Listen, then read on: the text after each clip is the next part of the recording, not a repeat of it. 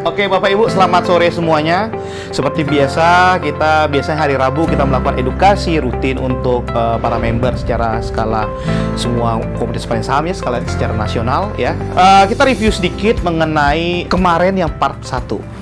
Part 1 itu adalah menjelaskan mengenai pasar modal itu yang teknik untuk para newbie itu masalah yang baru bergabung di pasar modal.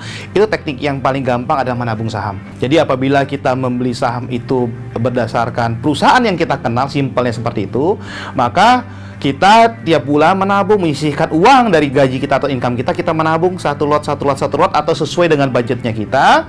Kemudian kita lihat hasilnya untuk berapa tahun ke depan. Jadi itu yang teori menurut saya, yang prakteknya secara jitu mengenai pasar modal seperti apa. Dan juga pada part pertama itu adalah pasar modal adalah merupakan investasi. Oke. Nah, investasi karena kita di pasar modal adalah memang betul-betul untuk berinvestasi, karena pasar modal adalah salah satu alternatif dalam berinvestasi, instrumen berinvestasi. Oke. Hari ini kita coba bahas sedikit yang lebih lebih dalam. Oke, yang ini yang sering menjadi pertanyaan pada Bapak Ibu semuanya. Oke, kita pemanasan dulu nih untuk part 2, sesuatu yang simple. Oke. Aspek legal daripada hukum daripada dan definisi saham itu seperti apa? Oke. Pasar modal itu berlandaskan pada definisi pasar modal atau saham. Saham itu adalah tanda kepemilikan seseorang atau badan terhadap suatu perusahaan. Jadi Bapak Ibu, saham, kita balik lagi kepada part 1, pasar modal adalah sesuatu yang untuk investasi jangka panjang. Apabila kita memiliki saham tersebut, misalnya kita memiliki saham Telkom, kita punya saham Telkom, otomatis kita adalah pemegang saham Telkom dan kita adalah pemilik saham Telkom tersebut. Jadi itu tanda kepemilikan. Tanda kepemilikan. Jadi misalnya gini, kalau saya kasih contoh lagi, Pak Antoni, kalau saya beli saham Telkom atau saya beli saham Bank BRI satu lot, oke? Istri saya nggak beli saham Bank BRI, apakah istri saya itu adalah termasuk pemilik? Tidak. Yang pemilik adalah Bapak, pemilik saham BRI atau Telkom tersebut. Oke. Apa yang benefit yang Bapak Ibu bisa dapatkan di dalam pemilik saham tersebut? Salah satunya yang adalah dividen yang kita kenal. Yang berikutnya adalah Bapak Ibu bisa mengikuti dalam rapat umum pemegang saham tahunan. Oke, jadi saham itu adalah tanda kepemilikan seseorang terhadap suatu badan atau suatu perusahaan. Dikeluarkan oleh sebuah perusahaan yang berbentuk PT. Jadi perusahaan TBK itu adalah berbentuk PT, bukan CV ya, harus dia berbentuk PT atau yang disebut dengan emiten. Jadi Bapak Ibu, kalau kita sebut dengan emiten, itu adalah perusahaan TBK atau terbuka, itu adalah emiten. Oke? Kemudian pemilik saham tersebut, berarti Bapak Ibu nih yang beli saham Telkom tersebut, atau saham BRI, atau saham BCA, atau apapun saham yang ada di Bursa Efek Indonesia, pemilik saham tersebut, Bapak Ibu berarti adalah juga pemilik sebagian perusahaan tersebut. Jadi Bapak Ibu harus paham bahwa di pasar modal yang kita lihat adalah prospek kepada satu company-nya. Prospek perusahaannya itu seperti apa? Oke, karena uang Bapak Ibu belikan kepada saham Bank BRI, Bank BCA, ataupun Adaro, atau PTBA, ataupun Telkom, ataupun S Hardware, ataupun Kimia Farma, Kalbe Farma, dan segala macam yang perusahaan TBK yang ada, otomatis Bapak Ibu adalah pemegang saham tersebut, dan Bapak Ibu adalah bos, owner daripada company tersebut. Kalau Bapak Ibu misalnya pengen, Pak Antoni, saya pengen punya pesawat terbang, perusahaan pesawat terbang. Bapak Ibu nggak usah bikin perusahaan pesawat terbang gede-gede. Beli aja saham Garuda contohnya. Nah, saham Garuda. Otomatis Bapak Ibu adalah pemegang saham Garuda. Bapak Ibu adalah punya perusahaan penerbangan tersebut. Oke? Nah, itulah arti daripada saham. Karakteristik saham, apa benefit yang Bapak Ibu terima pada saat Bapak Ibu sudah menjadi pemegang saham? Oke, kita balik pada part 1. Keuntungan saham itu di pasar modal ada 2. Yang pertama adalah capital gain, yang kedua adalah dividen. Yang pertama capital gain atau selisih antara harga beli dan harga jual. Yang kedua adalah dividen. Dividen adalah bagi hasil daripada keuntungan perusahaan tersebut. Oke. Jadi, karakteristik saham yang kita pahamin adalah yang pertama adalah Bapak Ibu adalah memperoleh dividen. Dividen. Oke. Yang kedua, Bapak Ibu memiliki hak suara dalam RUPS. Artinya apa? Bapak Ibu berhak nih ikut RUPS. Kan Bapak Ibu kan pemegang saham. Berarti Bapak Ibu berhak ikut dalam RUPS, rapat umum pemegang saham. Oke? Kemudian yang ketiga, dimungkinkan untuk memesan hak efek terlebih dahulu atau reissue. Artinya apa? Misalnya begini, Bapak Ibu invest di perusahaan Bank BRI. Bapak Ibu percaya pada manajemen Bank BRI. Kemudian Bapak Ibu yakin BRI ini ke depannya bagus. Kemudian BRI mengatakan begini, oh, saya mau butuh modal kerja nih, tambahan modal. Oke, kalau mau tambahan modal, kalau butuh tambahan modal berarti artinya dia harus mengeluarkan saham baru yang disebut dengan reissue. Nah, Bapak Ibu akan dapat pertama kali nih reissue-nya. Bank BRI ngomong gini, para investor, saya butuh duit nih 1 triliun. 1 triliun kira-kira mau nggak ya para investor ini mengeluarkan uang lagi 1 triliun untuk membeli saham Bank BRI yang baru dikeluarkan. Itulah disebut dengan reissue. Oke? Itulah karakteristik dari saham. Jadi Bapak Ibu jangan heran sekarang ada reissue. Misalnya besok ada Bank Bukopin. Bank Bukopin katanya mau menerbitkan saham baru dengan reissue. Oke? Nah, Bapak Ibu kalau percaya dengan Bank Bukopin, Bapak Ibu bisa mengikuti daripada reissue tersebut. Akan diberikan secara cuma-cuma. Di sahamnya Bapak Ibu nanti keluar kodenya itu belakangnya huruf R. Jadi misalnya ABCD atau misalnya ABCD minus R gitu. Sahamnya ABCD minus R, R itu adalah reissue.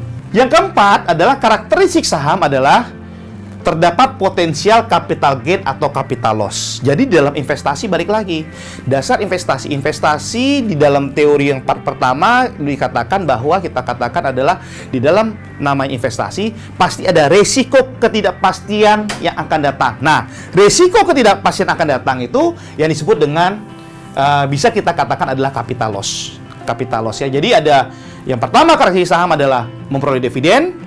Yang kedua adalah memperoleh hak suara dalam RUPS. Yang ketiga adalah dimungkinkan untuk memiliki reissue. Dan yang keempat, terdapat potensial capital gain atau capital loss. Oke, lanjut. Legalitas saham. Saham itu legalitasnya kemana? Apa legalitasnya? Yang pertama, kita tunduk pada undang-undang yang cukup tua. Nggak tua-tua amat sih ya. Yaitu yang pertama adalah Undang-Undang Nomor 8 Tahun 1995. Jadi pasar modal itu diatur di dalam Undang-Undang Nomor 8 Tahun 95. Oke?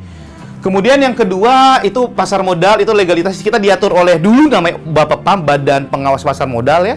Sekarang itu namanya OJK. Kita diawasi oleh OJK.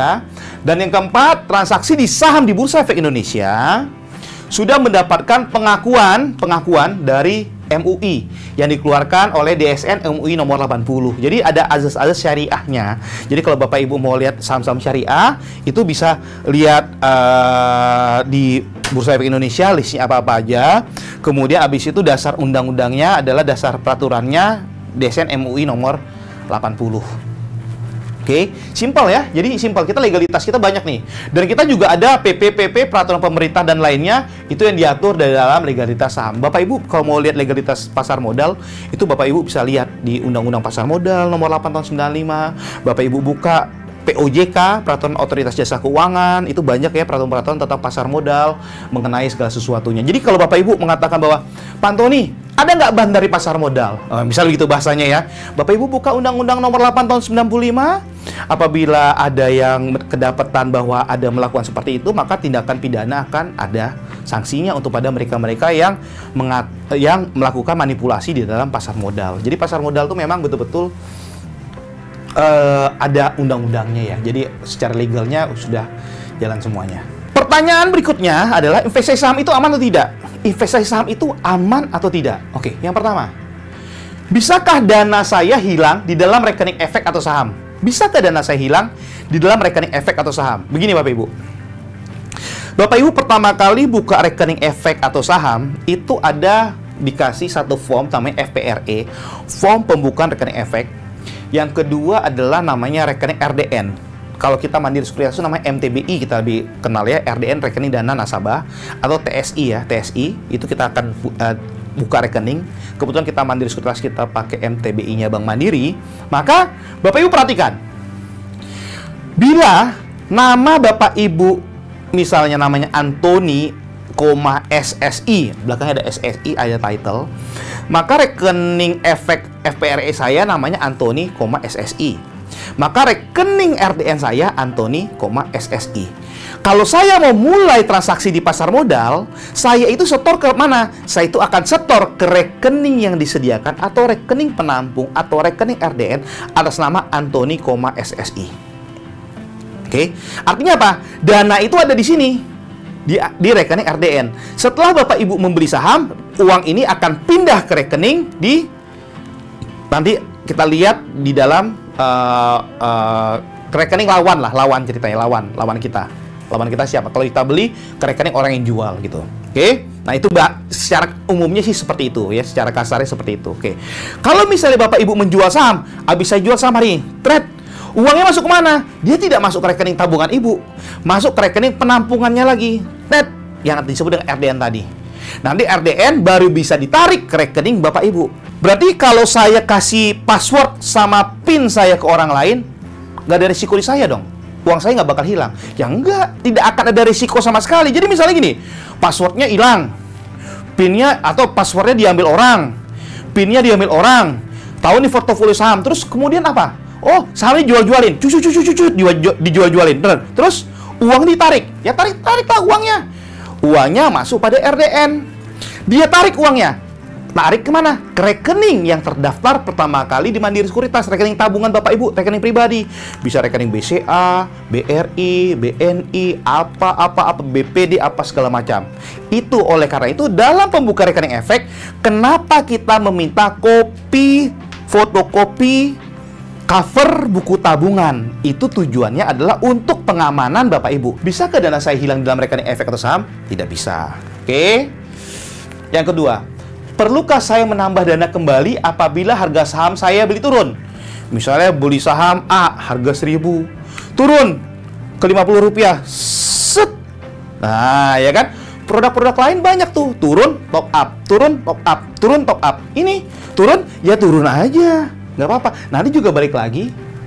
Misalnya begitu, kalau fundamentalnya bagus ya, nanti misalnya balik lagi. Ya misalnya, saya ambil contoh, Bapak Ibu beli saham Bank Mandiri di harga 8.000. Setelah beli harga 8.000, sahamnya turun nih, set, misalnya sampai 4.000. Ya udah, biarin aja. Oke, balik pada part 1. Semakin turun makin happy, beli lagi cicil, beli lagi cicil, beli lagi cicil, beli lagi cicil, ya mahal, beli lagi. Oke, perlu nggak kita top up? Nggak perlu.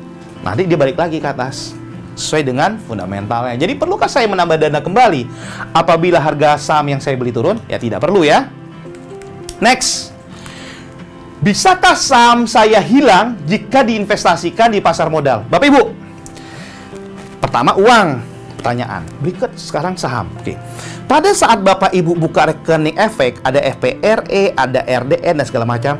Bapak Ibu, saham Bapak Ibu itu disimpannya bukan di Mandiri Sekuritas ataupun di Sekuritas. Tidak. Saham yang Bapak Ibu punya, yang beli, itu disimpannya di KSE, Custodian Central Efek Indonesia. Disimpan di sana. Nah, oke.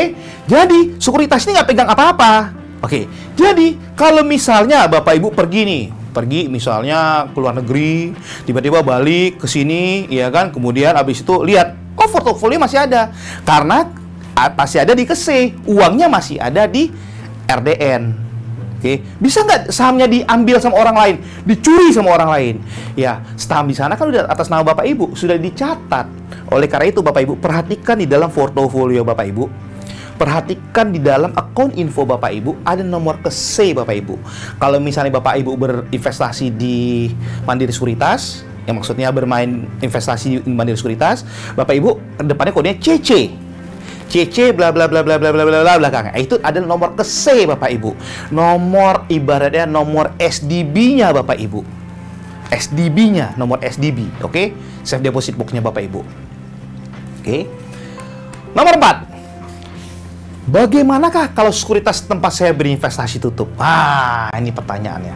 Pak Antoni, kalau saya berinvestasi misalnya di sekuritas ABC, saya pergi nih melaut, berlayar, kemudian saya menikah sama orang luar negeri, 30 tahun lagi saya balik ke Indonesia. Yang saya beli itu misalnya sahamnya bagus lah, misalnya kita ambil contoh misalnya saham blue chip gitu ya. Saya beli ya Telkom misalnya gitu, Telkom. Oke. Pas balik, pas saya lihat, sekuritasnya pada tutup tempat saya. Gimana caranya? Nggak usah khawatir Bapak Ibu. Kenapa? uang disimpan di RDN. Oke. Kemudian saham disimpan di KSE.